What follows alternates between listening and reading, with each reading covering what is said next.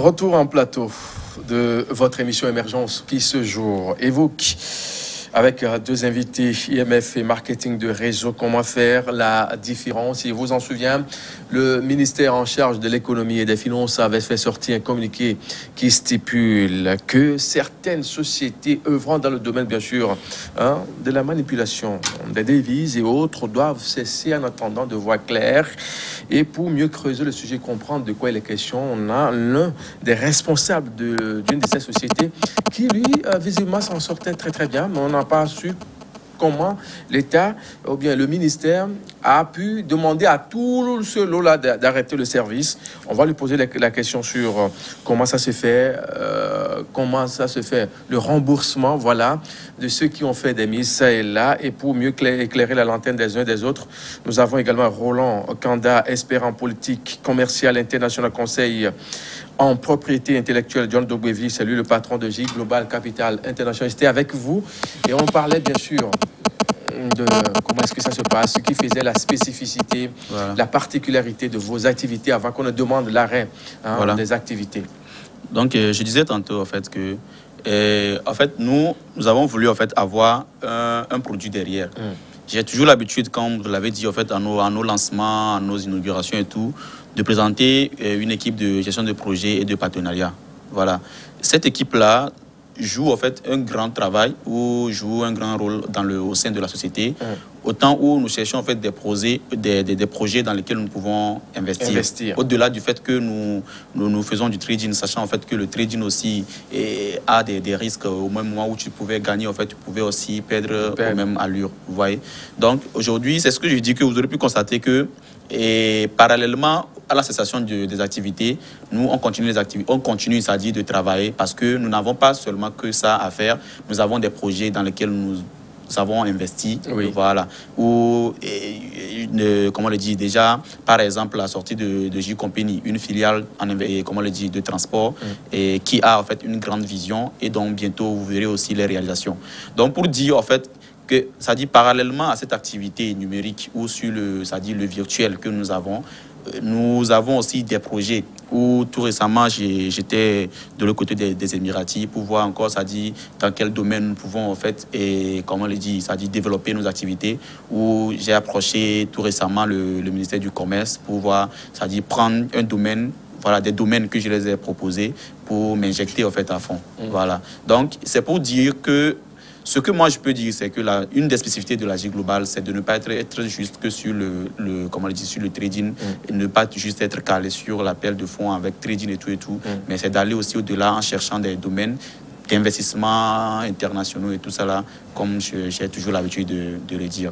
Mais jusque ce qu'on peut dire, c'est que quoi, la cessation, ou comment le dire, la cessation du service qu'on nous demande de faire, je pense que comment le dire, on vient tout à l'heure de dénoncer ça. C'est un peu comme si tu faisais une activité, c'est ton activité à toi, et on te dit de l'arrêter.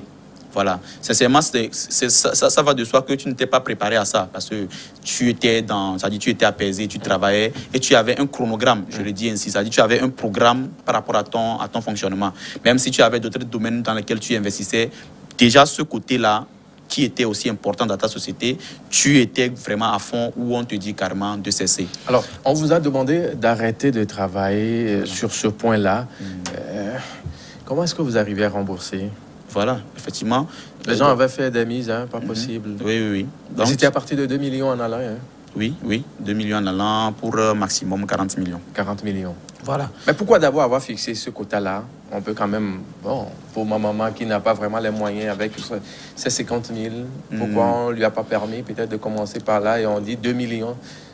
Comme on le dit, en physique, en 4e, on nous apprenait que l'eau va toujours du milieu le moins concentré au milieu le plus concentré. L'argent va vers toujours les... C'est ça. Non, en fait, ce qui a fait, c'est que nous sommes dans une réalité sociale donnée. Je parle en l'occurrence des attroupements. Et déjà, le fait de ramener en fait, l'offre ou le minimum en bas, en fait, suscitait de l'engouement. Ça dit il y avait un monde fou, pas possible. Bon, je ne sais pas si vous avez déjà visité. C'était pas vraiment tout clair. Et l'encadrement, c'était pas vraiment ça. Donc, moi, j'ai en fait augmenté cela pour que, sachant en fait que nous sommes arriver à personnaliser nos clients, qu'ils puissent, collaborer en fait, entre eux et jumeler les fonds pour au moins, c'est-à-dire si 4 personnes doivent être présentes pour faire 50 000, c'est pas 500 000, si une personne devait rapporter les 2 millions là, je pense que c'est 3 personnes de moins. Donc voilà le pourquoi. En fait, c'était la raison, la base du fait qu'on a augmenté. Maintenant, le voilà, remboursement. Donc, oui, le remboursement, c'est ce que je disais. Et d'autant plus que la cessation de nos activités que le gouvernement a demandé, nous nous sommes dit, OK, clairement que nous allons nous soumettre et nous avons carrément cessé. Maintenant, ce qui est le souci ici aujourd'hui, c'est que une fois que tu arrêtes ton activité, ça veut dire que tu te présentes dans d'autres réalités. C'est-à-dire tu as d'autres réalités que tu dois maintenant affronter. Voilà, tu as toute une population où maintenant qui ont déposé leurs capitaux et que tu dois t'organiser maintenant pour leur faire voilà, le remboursement. Et ce qui fait au fait que on ne peut pas suivre la même allure, c'est-à-dire quand il y avait l'activité, que quand il n'y a plus l'activité, ou quand on vous demande de cesser l'activité. Donc c'est ce côté que nous devons en fait faire comprendre à nos souscripteurs pour dire en fait que déjà que nous, à notre niveau, il faut comprendre que ce que je dis, j'ai l'habitude de dire, c'est que notre contrat stipule en fait qu'en cas de problème, nous résilions nos contrats et nous passons au remboursement des capitaux.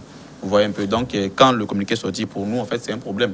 Donc, nous avons résilié tous nos contrats et donc, il n'y a plus question de période d'échéance. Il n'y a plus question de je devais prendre tel temps, mon contrat est arrivé à terme à telle date. Donc, quand on résilie les contrats, ça veut dire que tout le monde est dans un même bain et que c'est à la société maintenant de s'organiser pour le remboursement des capitaux. Maintenant, l'activité ayant été arrêtée pour nous, bon, c'est toute une autre organisation dont nous devons nous faire face. Donc, ça nous amène à s'organiser. Ça peut, en fait, ne pas suivre la même allure parce que c'est une nouvelle réalité auquel doit s'adapter, en fait, la société. Vous voyez un peu. Donc, nous, comment est-ce qu'on fait? Nous avons, quand nous devons entamer, en fait, les remboursements, nous avons organisé des séances d'entretien avec nos clientèles où ils ont suggéré en fait avoir une date selon laquelle ils savent que en fait je dois passer en fait à cette date là pour percevoir mon capital. Vous voyez. Donc au début c'était tout capitaux confondus, c'est-à-dire avant les entretiens, quand on a voulu lancer en même temps tout capitaux confondus, on fait des remboursements. Voilà. Mais de part et d'autre, nous avons vu des insuffisances de part et d'autre que nous avons dû réglementer. Et leur disant en fait que nous allons les envoyer des programmations par message qui doivent passer en fait récupérer. Donc c'est cette organisation-là que nous sommes. Et je pense que aujourd'hui avec nos clientèles, c'est qu'ils savent les antécédents de J-Global, ils savent que J-Global reste J-Global et tout le monde prie aujourd'hui par rapport à la J-Global pour que les activités continuent et que ça continuera toujours parce que nous avons d'autres champs à fouetter, nous avons d'autres projets à les amener. D'autant plus que j'ai l'habitude toujours de le dire, vous savez où va J-Global. J-Global veut devenir cette instance-là, cette instance économique, voilà, qui est régie par la BCAO, comme vous le dites, émanant d'une microfinance à une banque, en fait. C'est la grande vision de J-Global. Donc, on a d'autres projets à réaliser, comme j'ai l'habitude de le dire. Donc, bon, c'est un côté qu'on nous demande de faire. Nous nous organisons pour le remboursement par perception de messages et il passe pour percevoir cela. Ce que veut dire en substance que tout le monde aura la chance de rentrer dans ces fonds, ces fonds. Oui, maintenant c'est l'organisation, nous, à notre niveau. D'autant plus que tout le monde est concerné. Ça peut prendre du temps, à peu près, pour celui-là qui n'a pas perçu à son premier coup et puis on a demandé d'arrêter. Là, ça peut lui prendre combien de temps avant qu'il ne perçoive son sous... Bon, je pense que ça dépend aussi du capital. Oui. Parce que, comme je l'ai dit, c'est que nous avons filtré notre base de données et nous avons une base qui nous permet d'avoir les capitaux de manière croissante. Voilà. Donc, nous avons programmé et aujourd'hui, je pense que bon nombre où les gens ont reçu des messages. Mais ça dit, je ne peux pas dire que, par exemple, quelqu'un qui a déposé 10 millions, ce que je peux estimer, ça peut aller autour de, disons, décembre, si je peux le dire. Décembre 2021. Voilà, oui, voilà, 2021. En fait, je ne peux pas... Bon, ça dit, ça c'est une estimation. La petite mise là, les 2 millions, 3 millions... Oui, ça tout autour de... c'est pas, ça dit octobre, novembre et tout. Voilà. Donc ça c'est pour, comment le dit, c'est pour les premières mises et tout ça. Et c'est-à-dire, il y a tellement un nombre qu'il faut prendre en compte, n'est-ce pas? Il y a tellement de nombres qu'il faut prendre en compte. Ce qui fait que pour maintenant, pour ceux, c'est-à-dire les anciens, ils vont s'en suivre après, parce que la société ne veut ni léser quelqu'un. Sincèrement, nous sommes dans la mesure où nous sommes dans une lancée de, et comment le dit, de prendre en compte nos clients et toujours fonctionner avec eux. Mais toujours est-il que nous privilégions les premières mises avant que les anciens ou ceux qui ont toujours été avec l'AG Global s'en suivent. Alors, avant de retrouver mon cher ami Roland pour beaucoup plus de précision dans ce que vous dites là, ils sont combien les souscripteurs, les membres que vous avez? Ils sont 2000, 3000, 5000? Aujourd'hui, nous comptons 10 millions, 10 000 Non, 10 000, non, ça n'était pas ça. Ça tourne autour de 4 500, 5 000. Ah, ok, voilà. Parfait. 4 500, 5 000. Parfait. Roland, vous avez suivi ces détails. Hein? Oui. La démarche, elle est tellement méthodique pour pouvoir rembourser les fonds aux gens. On a vu d'autres qui sont déjà en train de prendre leurs sous et puis bon, voilà. Et au moins, il y a cette joie-là qu'on n'a pas perdue. Ça somme. Peut-être que c'est le gain qui va suivre après, qui n'a pas vraiment, avec le communiqué du premier responsable du domaine, qu'on a arrêté les activités. Bon, voilà comment est-ce que vous voyez la démarche Bon, moi je pense que c'est leur organisation interne. Donc, mais l'essentiel c'est que la population, c'est-à-dire leurs souscripteurs, puissent rentrer dans leur dû. Parce que moi je me dis, il faut protéger la population. Parce que nous tous nous savons, pour la population que nous avons, c'est pas tout le monde qui a la chance. Parce qu'il y a ce débat-là aujourd'hui, les gens disent que l'État a intimé l'ordre par le ministère de l'économie, mais n'a pas protégé les gens, qu'il n'y a qu'une société qui est en train de payer ses membres ou bien ses clients. Oui. Et les autres, qu'est-ce qu'il en est? Oui, c'est ce que moi je disais. Moi, je pense que l'État a fait sortir le communiqué tardivement. Parce que l'une des responsabilités de l'autorité publique, c'est de protéger la population.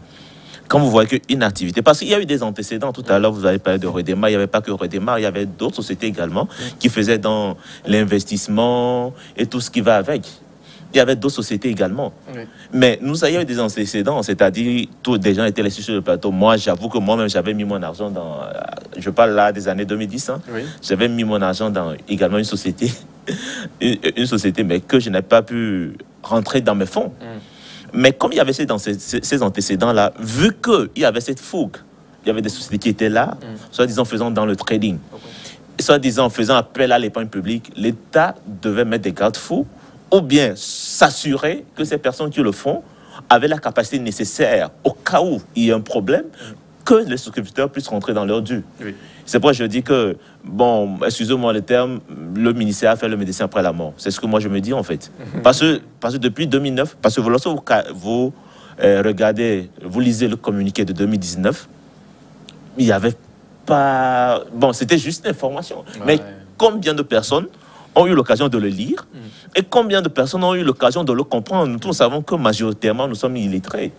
Parce que beaucoup de personnes n'ont pas eu la chance de faire de longues études.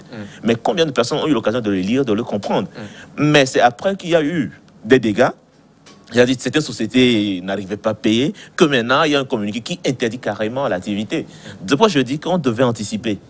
Maintenant, quant à eux, je pense que c'est leur organisation interne et je pense que l'essentiel, l'idéal, c'est que tout le monde, les souscripteurs, puissent entrer dans leur dû. Dans leur dû. C'est bien ça.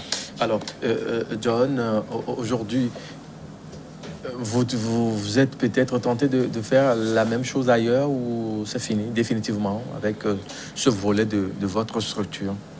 Comme je viens de le dire tout à l'heure, J Global reste la J Global. Nous avons des visions, ou moi personnellement j'ai des visions. Je pense que ce que j'ai l'habitude de faire, c'est de se soumettre aux exigences de l'instance économique ou de se soumettre carrément aux exigences des normes voilà, en vigueur. Et ce que nous, on nous demande de faire, nous, on va le faire, d'autant plus que nous sommes maintenant sur une lancée et de rendre cette société-là carrément institutionnelle, financièrement. Vous voyez? Donc, nous n'allons pas en fait nous arrêter ici. Nous allons peut-être bientôt présenter encore un nouveau bébé côté institution financière à la population, carrément réglementé. Et l'agrément que nous devons avoir, nous l'aurons et nous allons fonctionner. Mais sachant en fait que J Global n'est pas juste au Togo, nous fonctionnons dans d'autres pays. Et C'est seulement le volet togolais qui a été... Oui, c'est seulement le volet togolais qui a été mis à l'entente. Oui, nous sommes également au Ghana. Et c'est l'autre fois juste que j'ai présenté en fait le certificat du registral département du Ghana à mes clients le lundi passé, je pense. Et voilà quoi. Donc, nous sommes aussi au Ghana que nous allons fonctionner. Et donc, je pense que d'autres personnes, je pense qu'on a eu aussi cette suggestion-là de la part de nos partenaires, voilà, nous demandant, bon, par rapport à l'agent du Ghana, comment est-ce qu'on procède. Nous, on dit juste qu'aujourd'hui, on a une réalité que l'État nous demande, on a juste cessé nos activités. Donc, ça s'arrête là, en fait. Est-ce qu'on peut être au Togo et miser au Ghana? Et en fait, l'activité du Ghana, c'est une base commerciale. C'est une base commerciale, ce n'est pas une base d'investissement et tout. Voilà. Mais ça dit, bon, le fonctionnement, il se pourrait que nous agissons en fait avec ce département-là pour déplacer en fait nos départements d'investissement vers le Ghana. Parfait. Donc voilà en fait le fonctionnement actuel. Le temps pour moi de vous revenir pour prendre vos derniers mots, les mots de la fin. Je vais écouter bien sûr Roland sur le commentaire qu'on pouvait avoir de ce domaine-là aujourd'hui au Togo et que faut-il faire dans les jours à venir pour pouvoir mieux s'en sortir et ne pas peut-être tomber dans les travers comme le pensent les premières autorités. Oui, bon, comme moi je l'ai toujours dit, il n'y a pas de vide juridique. C'est vrai que beaucoup, moi j'en ai lu sur les sociaux, ils disent qu'il y a de vide juridique. Il y a une réglementation qui régit le commerce des services financiers, que ce soit au Togo ou dans la sous-région. Mais sauf que la loi d'aujourd'hui, on peut dire qu'elle doit s'adapter à la réalité. Parce qu'à l'évolution numérique et technologique, elle doit s'adapter. Donc il faut une évolution de cette loi. C'est ce qui est essentiel. Et je pense que le fait que l'autorité publique leur a décidé de cesser ces activités, je pense que c'est pour mieux voir, c'est-à-dire pour voir les voies et moyens pour améliorer les dispositions légales. Au moins pour s'assurer que le client ou bien la population qui vient mettre son argent quelque part, que cet argent, que la personne ne disparaisse pas un jour, ou bien que demain n'arrive pas à entrer dans ses gains. Et moi, mon souhait pour ces sociétés-là, c'est qu'ils fassent l'effort d'être des sociétés d'intermédiation, que ce ne soit pas seulement sur le marché des deux devises, au moins qu'ils entrent également sur le marché des actions, des obligations, en commençant par la BRVM. Voilà. Parce que je pense qu'il suffit d'aller vers le centre régional et tout, avoir les informations nécessaires, avoir les agréments, tu vois, là, tu peux être intermédiaire, faciliter l'achat des actions, des obligations sur ces marchés-là également. Parfait. John, on va conclure. Et quel est ce message-là que vous avez à l'endroit des uns des autres qui actuellement vous ont suivi avec intérêt parce qu'ils se disaient, mais bon, il n'y a plus d'espoir, mais vous les avez tellement rassurés avec des explications celles-là. Oui. Je pense que dans un premier temps, j'ai l'habitude toujours de remercier mes clients et mes partenaires, ceux qui nous ont toujours soutenus dans tout ce que nous faisons, parce que c'est même la raison pour laquelle j'ai changé le nom client en partenaire, parce que je me dis que nous travaillons en fait ensemble. Voilà. Donc nous allons toujours rester à l'écoute.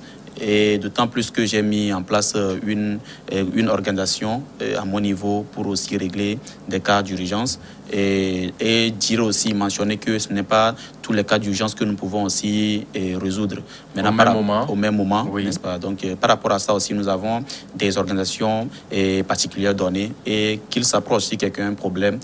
En ces temps, ce qui est sûr, peut-être que l'organisation à notre niveau peut peut-être empiéter l'activité de quelqu'un. Voilà, maintenant, il faudrait que la personne vienne vers la direction ou s'approche de la société pour voir si je suis dans telle situation, comment est-ce que je peux m'en sortir par rapport à la société. Donc, c'est ça. Et juste pour réitérer cette patience-là que je demande fermement à nos partenaires, de sorte à pouvoir donner la latitude là à la société de les servir comme toujours. Merci beaucoup. Merci bien. Merci d'être passé. Merci. John Dogbevi, je rappelle bien sûr que vous êtes le PDG de J Global Capital International SA. Merci d'être passé. Bon retour chez vous. Roland Kanda, lui, il est expert en politique commerciale internationale, conseil en propriété intellectuelle. Messieurs, mesdames, merci pour votre fidélité. On se retrouve très très prochainement pour un autre numéro.